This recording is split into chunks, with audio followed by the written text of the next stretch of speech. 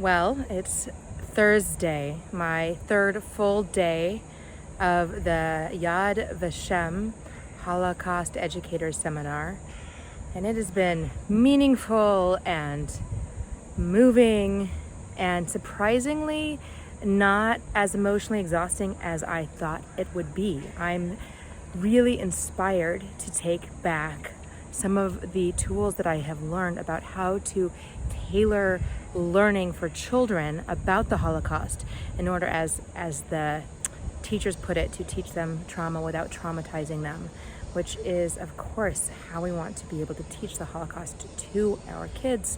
I'm really excited about some of the programming that I have already learned, but let's just take a moment so I can show you where I am. I'm at a side path on the campus of Yad Vashem, and behind me is a tree dedicated to Jacob and Adriana Mudd. This is one of the many trees dedicated to the righteous among the nations, someone who, a couple in this case, who saved Jews in the Holocaust. I don't know anything about them. Perhaps you can look them up and find out.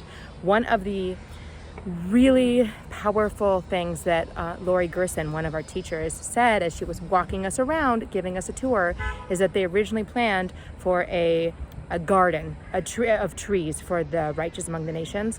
And there are so many righteous among the nations who've been discovered or whose stories have been told, that not only is the whole campus covered with trees dedicated to these individuals, they now have an entire garden with just plaques, because 28,000 righteous among the nations have been identified so far. There'll be many who never will. It's a drop in the bucket of the number of people who were bystanders during the Holocaust, but it's an important reminder that there were people who had the internal fortitude and sense of just doing what is right to stand up for Jews during the Holocaust. So now that I've told you about this tree, I'm just gonna show you what I'm looking at and turn my camera 360 degrees.